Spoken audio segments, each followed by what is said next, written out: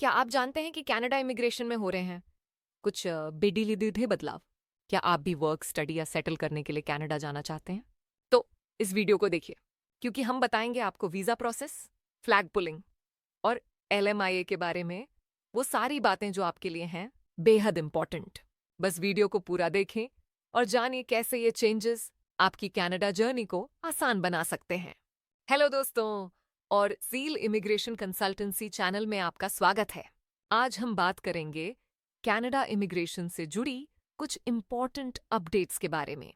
ये अपडेट्स आपके लिए बहुत यूजफुल हो सकती हैं, खासकर अगर आप स्टडी, वर्क या सेटल करने के लिए कनाडा जाने की प्लानिंग कर रहे हैं। अगर आप इस चैनल पर नए हैं तो प्लीज सब्सक्राइब करें और हमारे साथ जुड़ें। हमारे पुराने और लॉयल फॉलोअर्स को धन्यवाद, जो हमारे साथ बने रहते हैं। हम चाहते हैं कि आप हमसे जुड़े रहें और अपनी कनाडा इमिग्रेशन जर्नी को आसान और सिंपल बनाए रखें। आज के इस वीडियो में हम 3 बहुत ही इम्पॉर्टेंट अपडेट्स पर चर्चा करेंगे। ये अपडेट्स आपकी वीजा प्रोसेस को प्रभावित कर सकती हैं और इससे कनाडा में आने का तरीका भी बदल सकता है। तो चलिए, बिना टाइम गवाए हम आज के टॉपिक पर आते हैं और इन चेंजेस को समझते हैं। फ्लैग पुलिंग क्या है और क्यों इसे अब बंद किया जा रहा है? पहले बात करते हैं फ्लैग पुलिंग के बारे में। अगर आपने कभी कनाडा इमिग्रेशन के बारे में सुना है तो आपने ये वर्ड सुना होगा, लेकिन अगर आप नहीं जानते तो आइए इसे समझते हैं। फ्लैग पुलिंग एक ऐसी प्रोसेस है जिसमें कुछ लोग कनाडा छोड़कर US की बॉर्डर क्रॉस करते हैं और फिर तुरंत वापस कनाडा आते हैं ताकि उनका इमिग्रेशन प्रोसेस जल्दी हो सके। ये तरीका खासतौर से तब होता है जब कोई वर्क परमिट या स्टडी परमिट लेना चाहता है, तो वो US बॉर्डर क्रॉस करके फिर तुरंत कनाडा लौट आता है और बॉर्डर पर ही उसके डॉक्यूमेंट्स प्रोसेस हो जाते हैं। अब ये तरीका बहुत कन्वीनियंट लगता है क्योंकि इससे जल्दी वीजा प्रोसेसिंग हो जाती थी।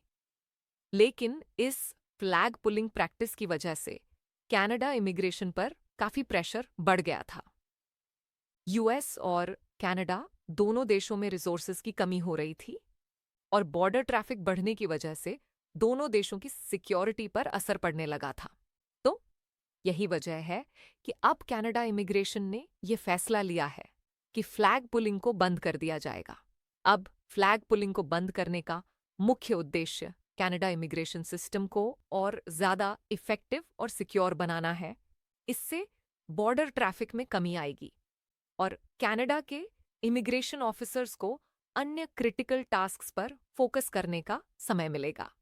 इसका मतलब ये है कि अब अगर आप कनाडा में हैं और अपनी वीजा एक्सटेंशन करना चाहते हैं या कोई नया वीजा चाहते हैं तो आपको ऑनलाइन एप्लीकेशन करनी होगी।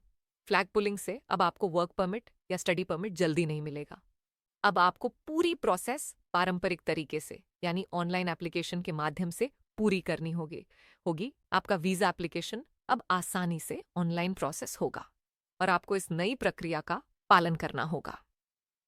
फ्लैग पुलिंग से पहले यह तरीका बहुत ज्यादा यूज्ड था, लेकिन अब आपको ऑनलाइन सबमिशन की तरफ शिफ्ट होना होगा। वीजा कैंसिलेशन क्या है ये नया कदम और इसका क्या असर होगा? अब बात करते हैं वीजा कैंसिलेशन के बारे में। पहले अगर आपको वीजा मिल जाता था और फिर आपने असाइलम क्लेम किया या वीजा रूल्स का वायलेशन किया तो कनाडा के पास लिमिटेड राइट्स थे।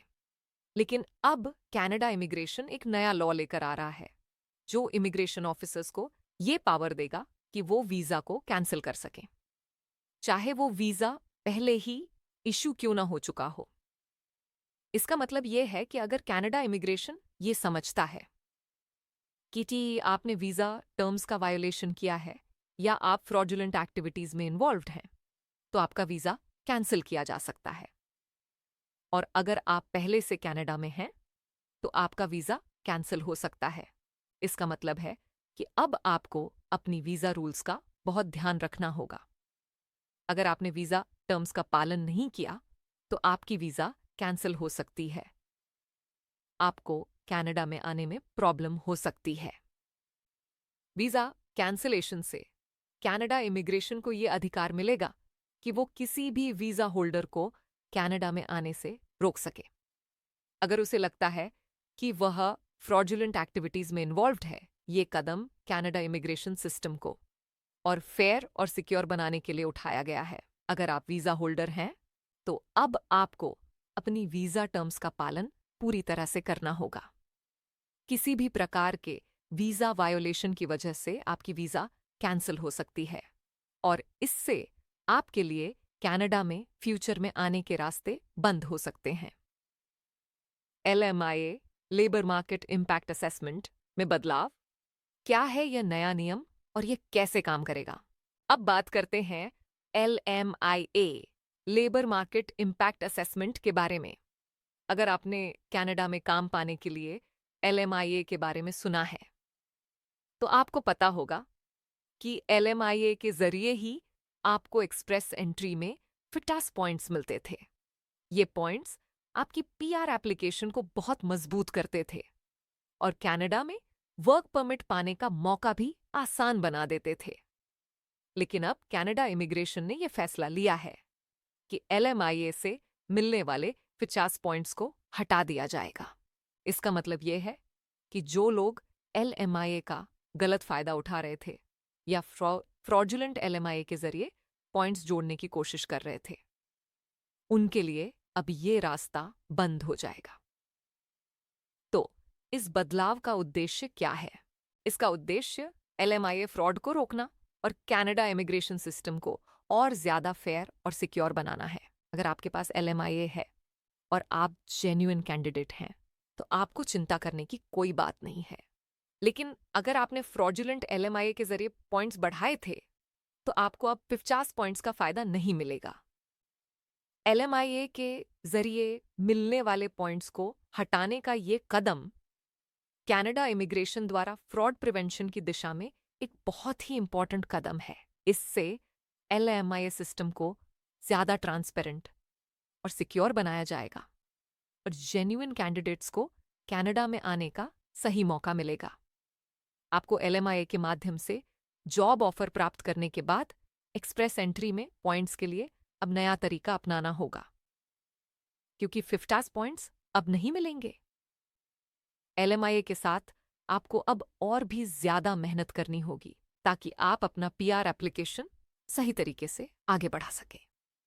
असाइलम प्रोसेस में सुधार, क्या बदलाव होंगे और इसका क्या असर होगा? अब बात करते हैं असाइलम प्रोसेस के बारे में। कनाडा हमेशा से ही एक ह्यूमेन कंट्री रहा है जो रेफ्यूजीज को वेलकम करता है, लेकिन पिछले कुछ सालों में इलेजिटिमेट असाइलम क्लेम्स बढ़ने की वजह से कनाडा की रिसोर्सेज पर दबाव बढ़ गया है। कनाडा इमिग्रेशन ने यह फैसला किया है कि असाइलम प्रोसेस को ज्यादा एफिशिएंट और फास्ट बनाने के लिए नए कदम उठाए जाएंगे। कनाडा अब उन लोगों की मदद करेगा जो सच में जेन्युइन रेफ्यूजीज हैं और उन लोगों से निपटेगा जो फ्रॉडुलेंट क्लेम्स करते हैं। अब कनाडा अपनी असाइलम प्रोसेस को ज्यादा स्ट्रीमलाइंड और ट्रांसपेरेंट बनाएगा। इससे जेन्युइन रेफ्यूजीज को जल्दी और सही तरीके से प्रोसेस किया जाएगा और जो लोग फ्रॉडुलेंट तरीके से असाइलम क्लेम करने की कोशिश करेंगे उन्हें आसानी से डिटेक्ट किया जाएगा। यह बदलाव कनाडा इमिग्रेशन की इंटेग्रिटी को और मजबूत करेगा और असाइलम सिस्टम को ज्यादा एफिशिएंट बनाएगा। इससे कनाडा की सिक्योरिटी को भी फायदा होगा क्योंकि फ्रॉडुलेंट असाइलम क्लेम्स को रोका जा सकेगा।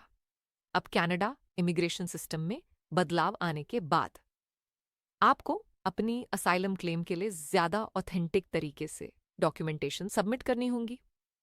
कंक्लूजन, इन चेंजेस का क्या इम्पैक्ट पड़ेगा? अब हम जान चुके हैं कि कनाडा इमिग्रेशन सिस्टम में जो बदलाव हो रहे हैं वे कितने इंपॉर्टेंट हैं। Flag pulling, visa cancellations, LMIA fraud और असाइलम प्रोसेस में होने वाले बदलाव इस सिस्टम को ज्यादा फेयर और सिक्योर बनाएंगे। अगर आप कनाडा में स्टडी, वर्क या सेटल करने की सोच रहे हैं तो ये जानकारी आपके लिए बहुत जरूरी हो सकती है।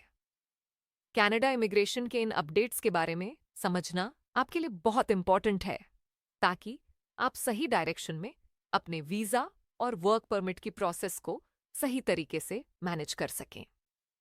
हमारी ज़ील, इमिग्रेशन कंसल्टेंसी की टीम हमेशा आपकी मदद करने के लिए तैयार है। हम आपके visa application, study permit, work permit और पीआर एप्लीकेशन में पूरी गाइडेंस और सपोर्ट देंगे। अगर आपको ये वीडियो हेल्पफुल लगा तो प्लीज लाइक करें, सब्सक्राइब करें और बेल आइकॉन दबाएं ताकि आप हमारे आने वाले वीडियोस से अपडेट हो सकें।